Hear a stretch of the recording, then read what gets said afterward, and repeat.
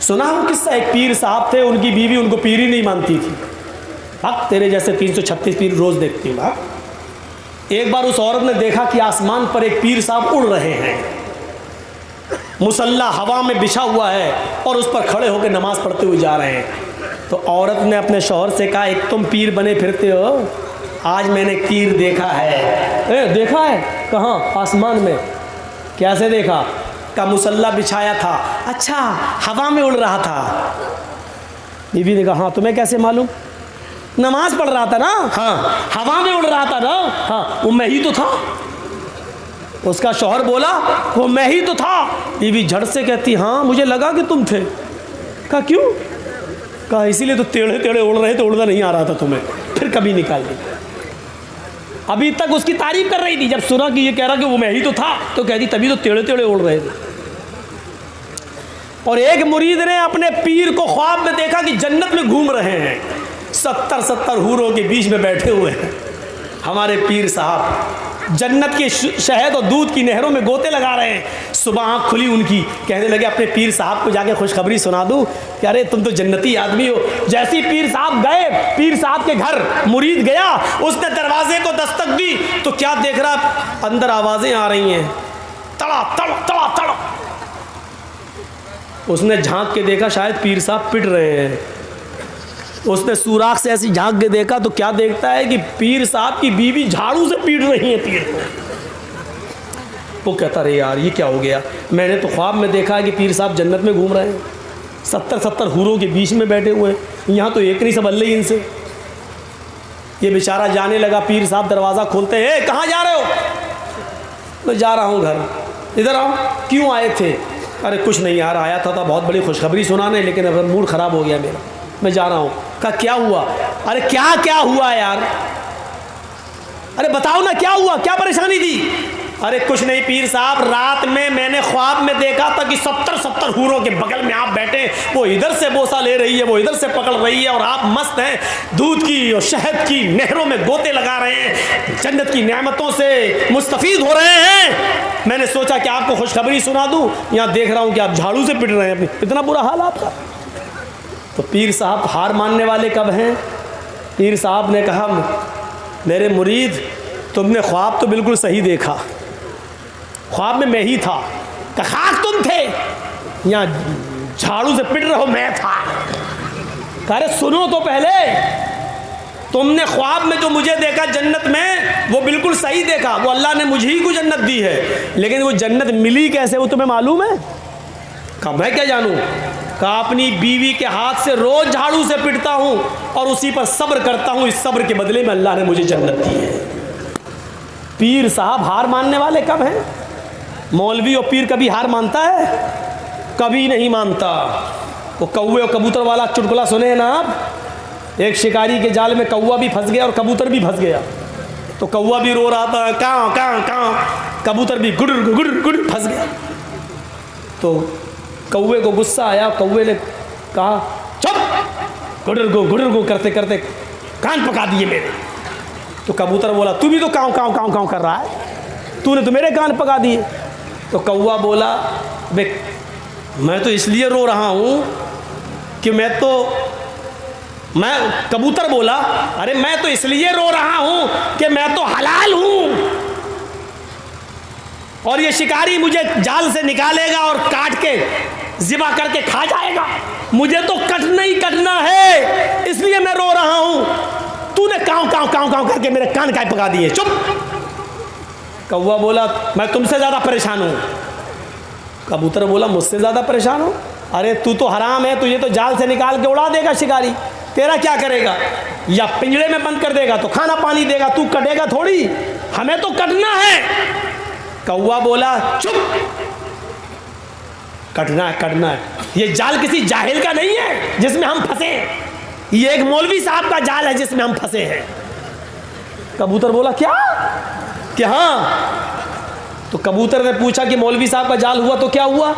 करे मौलवी पे कोई भरोसा नहीं, कब कौवे को भी हलाल का फतवा दे के काट के खा जाए। मैं तुमसे ज़्यादा परेशान हूँ, तुमसे ज़्यादा परेशान हूँ। मौलवी कभी हार मानता नहीं, पता नहीं कब फतवा दे दे कौवा भी हलाल है, या ये कह दे काला कौवा हलाल है, या ये कह दे कि 2 पैर वाला कौवा हलाल है।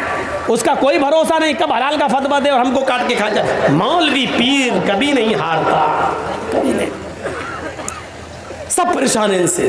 तो वह अतात बालहा, अपने शौहर की इताअत और फर्मा बरदारी, ये 4 काम जो औरत कर ले, इमाम कायनात ने फरमाया, अल्लाह के नबी ने फरमाया, अलमरातु इज़ा सल्लत खम्सा व सामत शारा व अहसनत फरजा व अतात बालहा, जो औरत ये 4 काम कर ले, 4 काम कर ले, 5 वक्त की नमाज पढ़ ले, रमजान के पूरे महीने के रोजे रख ले, अपनी शर्मगाह की हिफाजत कर ले और अपनी शौहर की इताअत और फर्मा बरदारी कर ले, फल तदखुल मिन अय्यि अबवाबिल जन्नति शार, ऐसी औरत से कहा जाएगा, आय अल्लाह की नेक बंदी, तेरे लिए जन्नत के 8 दरवाजे खुले हुए हैं, तू जिस दरवाजे से दाखिल होना चाहे हो जा, तू जिस दरवाजे से जाना चाहे चली जा, तू जिस दरवाजे से एंट्री पाना चाहे पा जा, तेरे लिए जन्नत के 8 दरवाजे खुले हैं। मेरी माँ बहनों, लो तुम्हारे लिए ये 4 काम करने पर अल्लाह के रसूल फरमाते कि जन्नत में एंट्री मिल रही है तुम्हें। 5 वक्त की नमाज पढ़ लो, रोज़ा रख लो, शौहर की इताअत कर लो, शर्मगाह की हिफाजत कर लो, जन्नत में दाखिल हो जाओ।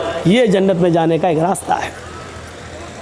जन्नत में जाने का एक रास्ता ये है कि अल्लाह के नबी सल्लल्लाहु अलैहि वसल्लम सहाबा किराम के बीच में बैठे हुए, बुखारी की रिवायत है, अचानक आपने एक सवाल किया, मन अस्बह मिनकुमुल यौम साइमन, तुम लोगों में से आज रोज़ा किसने रखा? नफली रोज़े की बात हो रही है, फ़र्ज़ रोज़े तो सब रखते थे।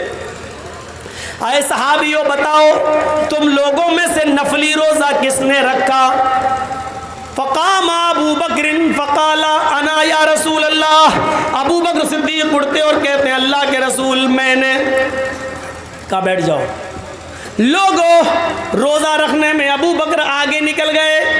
अब दूसरा सवाल बताओ, मन अतामा मिनकुमुल यौम मिस्कीनन, तुम लोगों में से आज किसी मिस्कीन को खाना, किसी भूखे को खाना किसने खिलाया? फ़क़ाम अबू बकर फ़क़ाल अना या रसूल अल्लाह, दोबारा अबू बकर सिद्दीक़ उठते और कहते हैं, आए अबू बकर मैं रोज़े से था, मेरे हिस्से का खाना बचा हुआ था, मैं खाना खा नहीं सकता था रोजे की हालत में, इसलिए मेरे दरवाजे पर एक भूखा आदमी आया, मिस्कीन आया, मैंने अपने हिस्से का खाना उसको खिला दिया। आपने कहा लोगों, अबू बकर खाना खिलाने में भी आगे निकल गए। बैठो। तीसरा सवाल आपने पूछा, मन आदा मिनकुमुल यौम मरीज़न, आज तुम लोगों में से किसी मरीज की आयादत करने कौन गया? क्या तुम्हारे गांव में, तुम्हारे मोहल्ले में कोई मरीज था, कोई बीमार है जिसकी आयादत तुमने की हो? फ़क़ाम अबू बकर फ़क़ालाना या रसूल अल्लाह, तीसरी बार भी अबू बकर सिद्दीक़ उठते और कहते हैं, अय अल्लाह के नबी, मेरे गांव में फला फला बीमार था, आज मैं उसके घर गया और उसकी आयादत करके आया। आपने फरमाया लोगों, ये तीसरी नेकी भी अबू बकर के खाते में गई, ये तीसरे काम में भी अबू बकर आगे निकल गए। आया अबू बकर बैठ जाओ। अब आखिरी सवाल बताओ, कौन है जिसने ये काम किया हो? मन तबिया मिनकुमुल यौम जनाज़तन, आज कौन ऐसा आदमी है जो किसी जनाजे के पीछे पीछे कब्रिस्तान तक गया है, नमाज जनाजा से लेकर कब्रिस्तान तक जाकर उसको मिट्टी तक दिया है? कौन ऐसा है जिसने जनाजे की नमाज से लेकर कांधा देने से लेकर मिट्टी तक दी हो, कब्र तक पहुंचा हो और उसको मिट्टी देकर आया हो? कोई है जो जनाजे के पीछे पीछे चला हो? फ़क़ाम अबू बकर फ़क़ालाना, चौथी बार भी अबू बकर सिद्दीक़ उठे और खड़े होकर कहने लगे, हाय अल्लाह के नबी, आज मेरे यहाँ किसी की मिट्टी हो गई, इंतकाल हो गया, मैं उसके जनाजे में गया, मैंने उसकी जनाजे की नमाज भी पढ़ाई, बल्कि मैं कब्र में भी उतरा, मैंने उसकी बॉडी को कब्र में उतारा भी, और कब्र में उतारने के बाद फिर मैंने मिट्टी भी दी, मैंने ये काम भी किया है। अब अल्लाह के नबी खड़े होते हैं और फरमाते हैं, जिस इंसान के अंदर ये 4 खूबियां एक ही दिन में जमा हो जाएं, जिस इंसान के अंदर ये 4 खूबियां जमा हो जाएं, जो नफली रोजा भी रखता हो, जो मिस्कीन को खाना भी खिलाता हो, जो मरीज की आयादत भी करता हो, और जो जनाजे के पीछे पीछे चलता हो, वजबत अलैहिल जन्नह, अल्लाह रब्बुल आलमीन ऐसे शख्स के ऊपर जन्नत को वाजिब कर देता है। वो आदमी जन्नत के अंदर जाकर रहेगा। ऐसे शख्स को अल्लाह हर हाल में जन्नत के अंदर दाखिल करेगा। कितना पैसा खर्च हो रहा है इस काम के लिए? जन्नत में जाने का ये रास्ता बताया जा रहा है। रास्ता